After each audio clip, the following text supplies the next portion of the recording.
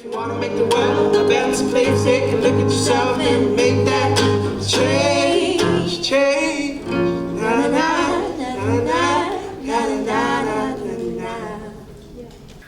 I want to talk about three things today: success, impact, and action. Imagine this. You have a heart condition. You have a 40% higher chance of sudden death. You can't drink caffeine, so no coffee or tea, or alcohol. You can't dive or run. But you push yourself anyway. You go for 5 km runs once a week. You run for about 20 seconds, and your heart rate goes up to 170 beats per minute. An average person's heart rate is 70 beats per minute. You can't run anymore. You brisk walk instead. Your heart rate remains the same. It's pumping very hard and very fast. And you can feel how irregular it is. The music in your ears drowns out the sound, but you still can feel it. The palpitations tell you every single time you run.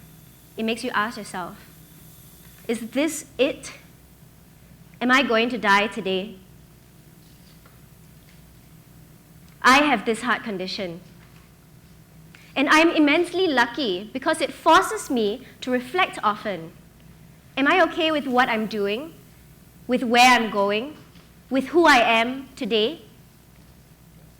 Success is deeply personal. Success is actually about fulfillment of your dreams and your potential. And in the end, success is about happiness. I keep hearing all these inspirational stories about people who have run races without legs or hiked across continents. But I can't relate to them.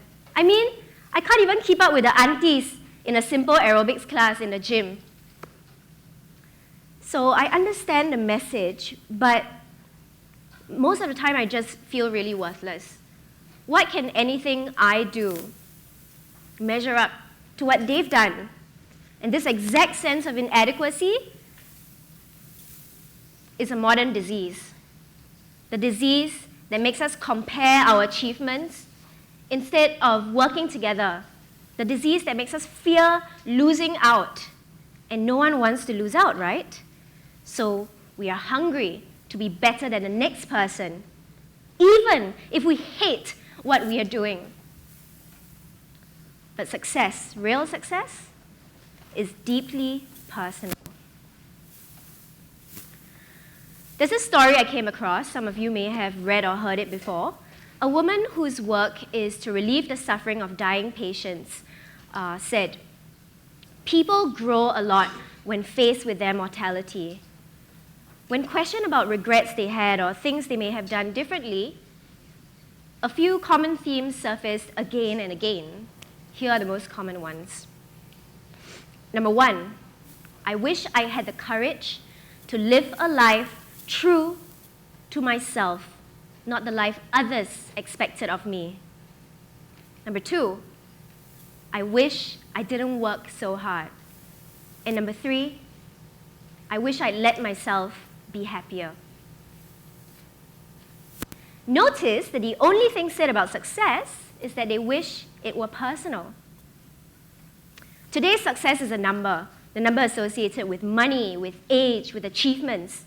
Success is anything quantified. But you see, here's where it gets tricky. The moment you define yourself with a number, you lose who you are. But success is not a number, though. Success comes in many different forms. Years ago, I was an intern at Motorola. I was really pumped because I personally love technology. This would have been a great opportunity for me to go out and learn how technology was being made. So on the first day, I went in and I was given 2 weeks to do data entry on a stack of surveys. Data entry. I went home and cried. I thought, what a rubbish internship. So I was whining and moping for an hour, and then I got a grip on myself. I said, and I decided, you know what? I was going to learn everything I could. So the next day, I went in early, I stayed back late, and I completely crushed it. So now I had 1.5 weeks to do what? Anything I wanted. So I went around bothering every single person on the level, asking them what they did, how they did it, what roles they were performing. And it was really cool because I learned how a multinational company was run. I learned how technology was made. I got told off a lot of times, but I also made friends. And then I became chairperson of my own outreach event.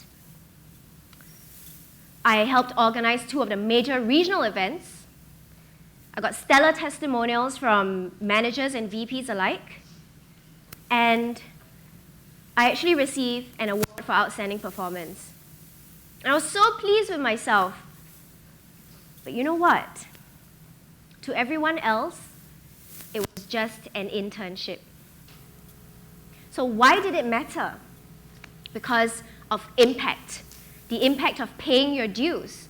The impact of learning and practicing humility, diligence, and discipline so that today I can competently contribute in my work and improving lives through that.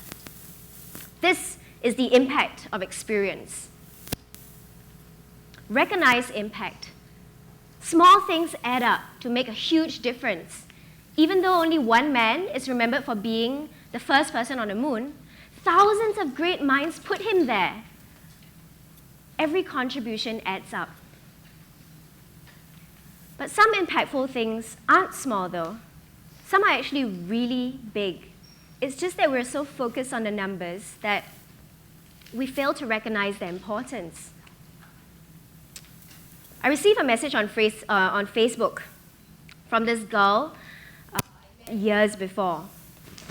She said to me, "Thank you for being so nice."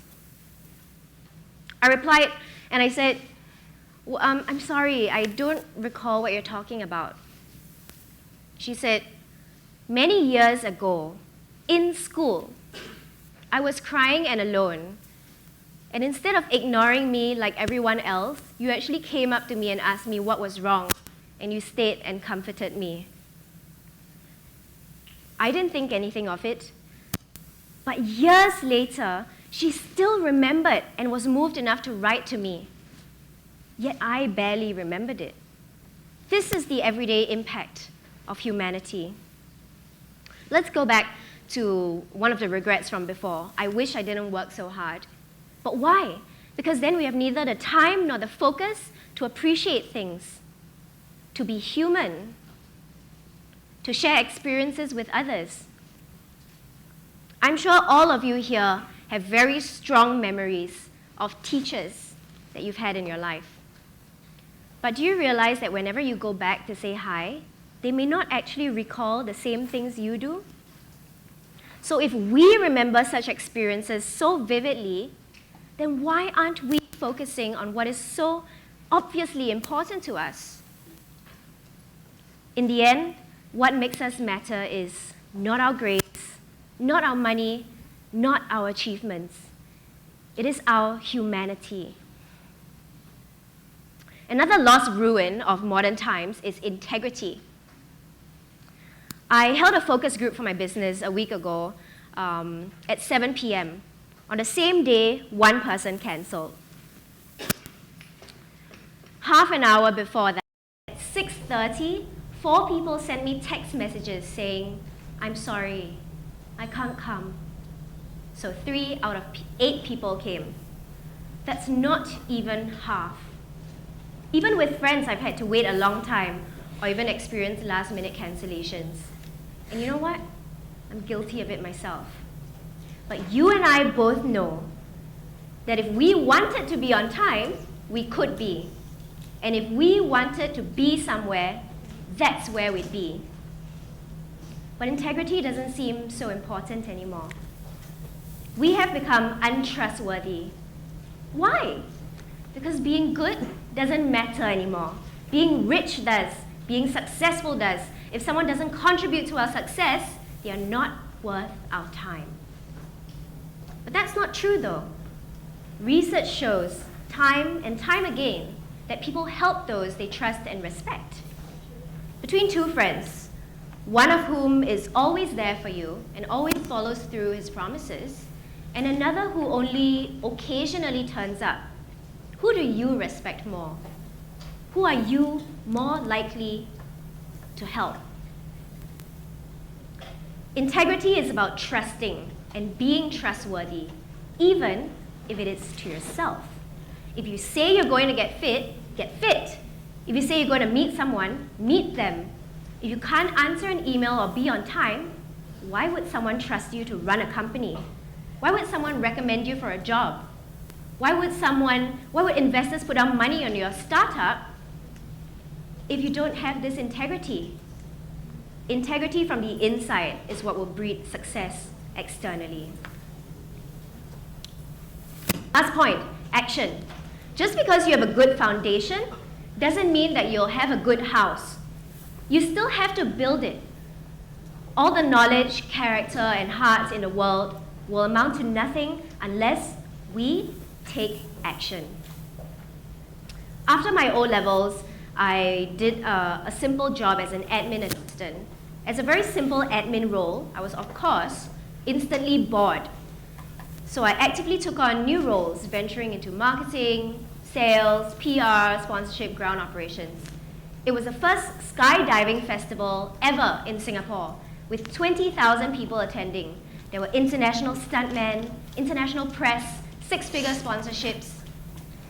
6 months from when I took the job as an admin assistant, I went to running the entire ground operations. That weekend, we did 2,000 skydives. And by the way, skydiving is illegal in Singapore. I want to share something really personal about myself, which actually not many people know. I'm afraid of people. I never know what to say or how to interact with them. You know, people make me feel weird. I went out with my friends like maybe 6 times a year. It's true. People make me so uncomfortable. So guess what I did? With partners, I started up an events company so that I was forced to talk to people. Hundreds, if not more. If I didn't, I wouldn't be able to afford my chicken rice or my Milo peng. I've since left that, since that's not what I wanted for myself. But I'm successful because I managed to be able to talk to people. I overcame my fear with action. The skydiving festival taught me how to organize a large-scale event, which then gave me the confidence to be able to start up my own events company later on, which then gave me the insight into consumers' needs, wants, motivations, behaviors, so that today I can pursue my passion using technology to improve lives as a marketing director of 1 Cent Movement, a nonprofit that helps consumers give easily to charity, and as CEO of Zip Trip, which helps value travelers get the most out of their trip. I got this mega cool Japanese proverb I want to share with you guys. Vision without action is daydream, sorry. Action without vision is nightmare. So visualize what you want and act on it. Let's talk about getting into shape. Why are so few people fit? It's because it's hard. It requires work. You can't cheat. The amount of discipline you put in equates the results you get. Wanting something is easy. Taking the action to get it is what's hard. Success comes to those who do things, especially when they don't want to do it. I used to be a smoker. 8 years, 15,000 cigarettes. I knew it was bad. Every smoker knows it's bad, but I just kept going.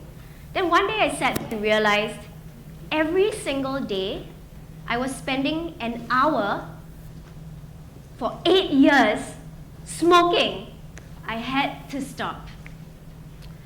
So I looked at the people I respected and I noticed a pattern. None of them smoked. Not one. If I wanted to be successful like them, balanced on the inside, and contributing intellectually, I couldn't possibly be a smoker, so I decided to quit. So for 2 weeks, I bumped cigarettes off people, and I was trying to cut down, and I did. But then I got fed up with how weak I was being.